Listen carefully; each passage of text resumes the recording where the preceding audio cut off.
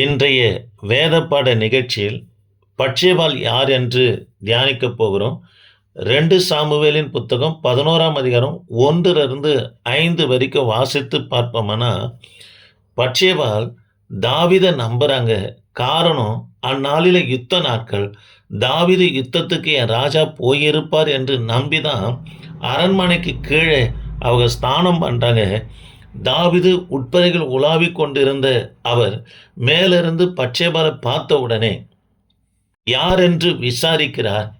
எலியாமின் குமாரத்தி என்று சொன்ன உடனே தாவீது தன்னை கட்டுப்படுத்தி இருக்க வேண்டும்.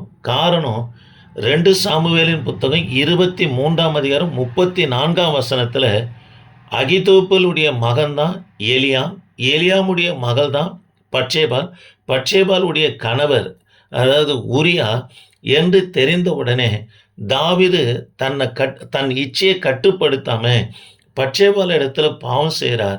உடனே அவள் கர்ப்பவதி ஆன பிற்பாடு தேவ பிள்ளைகளை பட்சேபாலை விதவையாக்கி அவளை தன்னுடைய மனைவியாக எடுத்துக்கொண்டார்.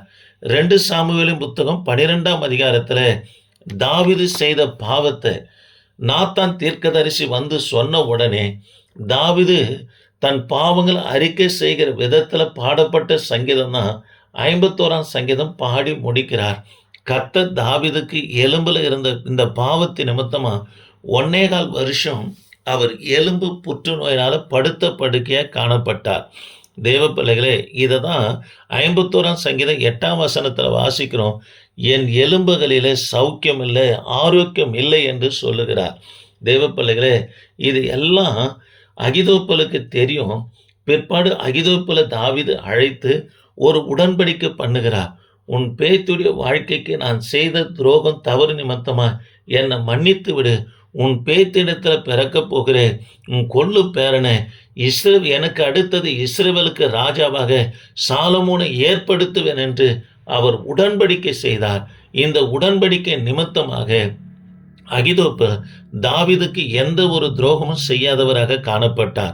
அது மாத்திரம் இல்லைங்க, எலியாமும் சரி உரியாவும் சரி தாவீதுடைய 37 பராக்கிரமசாலிகளில் இவர் 2 பேரும் அந்த பராக்கிரமசாலியில் அடங்கினவராக இருக்கிறாங்க. அது மாத்திரமல்ல, தாவீதுக்கு அகிதோப்பல் அதாவது கொடுக்கிற ஆலோசனை தேவ தூதனுடைய ஆலோசனை போல தாவீதுக்கு நெருங்கிய நண்பராகவும் காணப்பட்டார்.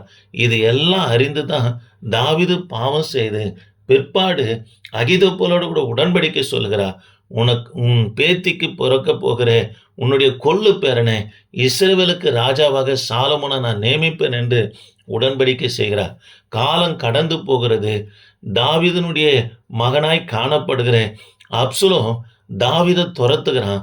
தாவீது மக்னாயிம் காடுகளிலே 1.25 வருஷம் சுற்றி அலையும் போது அகிதோப்பலுக்கு தெரியுது தாவீது பண்ண உடன்படிக்கை நிறைவேற போறதில்ல. காட்டுக்கு போனவன் தான் அவன் அப்படியே மரித்து போவான் என்று சொல்லி இந்த உடன்படிக்கை மீறி தான் அகிதோப்பல் அப்சலோமோடு கூட போய் சேர்றான்.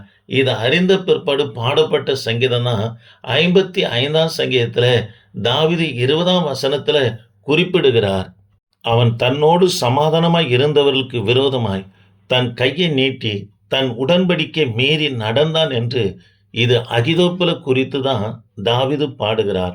அவன் வாயின் வார்த்தைகள் என்னிலும் மிருதுவானவைகள், அவன் இருதயமோ யுத்தம். அவன் வாயின் வார்த்தை என்னிலும் மிருதுவானவைகள், ஆனாலும் அவைகள் உருவின பட்டயம் என்று சொல்லி தாவீது தடுமாறுகிறார். தாவீது நம்பினார், அகிதோப்பலை நம்பினார். தேவ பிள்ளைகளே, நம்ம எந்த மனுஷனை அல்லது யார் மேலே நம்ம நம்பிக்கையாக இருக்கிறோமோ அவர்கள் நமக்கு விரோதமாக எழும்பும் போது பணம் போனால் சம்பாதிக்கலாங்க. ஆனால் நமக்கு விரோதமாய் நம்ம நம்பிக்கொண்டு இருக்கிற ஜனங்க எழுந்து நமக்கு விரோதமாய் செயல்படும் போது நம்மளால் நம்முடைய பலனை கட்டுப்படுத்த முடியாமல் தடுமாற்றம் நமக்குள்ளே காணப்படும். இது போல தான் அகிதோப்பல் நிமித்தமாய் தாவீது தடுமாறும் போது பரிசுத்த ஆவியானவர் வாக்குத்தத்தம் கொடுக்கிறார். கர்த்தர் மேல் உன் பாரத்தை வைத்துவிடு, அவர் உன்னை ஆதரிப்பார். நீதிமானாய் இருக்கிற தாவீதே, கர்த்தர் உன்னை ஒருபோதும் தள்ளாட வெட்டார் என்று சொல்லி தாவீதுக்கு வாக்குத்தத்தம் கொடுக்கிறத பார்க்கிறோம். ஆக இந்த வார்த்தை கேட்கிற எனக்கு அன்பான கர்த்தருடைய பிள்ளைகளே, நமக்கு விரோதமாய் யார் எழும்பினாலும் உங்கள் கால்கள், உங்கள் ஊழியங்கள், உங்கள் தரிசனங்கள் தள்ளாடாது. கர்த்தர் தள்ளாட விடமாட்டாரு. ஆண்டவர் மேல பாரத்த வைப்போம்னா, நம்முடைய தரிசனத்தையும், நம்முடைய ஊழியத்தையும், நம்முடைய குடும்பத்தின் அதாவது திட்டங்கள என் தேவனாகிய கர்த்தர் நிறைவேற்றுவார். இந்த வார்த்தையை கேட்கிற எனக்கு அன்பான கர்த்தருடைய பிள்ளைகளே, சப்ஸ்கிரைபர் பண்ணுங்க. அதாவது வாரத்தில 2 முறை வேதப்பாட வகுப்புகளிலே கர்த்தர் யாரு? அல்லது வேதாகமத்தில் இருக்கிற என்னென்ன நபர்கள் யார் என்று சொல்லி நாம் வேதத்தை பார்க்க போறோம். சப்ஸ்கிரைபர் பண்ணுங்க. கர்த்தர் உங்களை ஆசீர்வதிப்பார். பிரைஸ் அல்லாஹ்.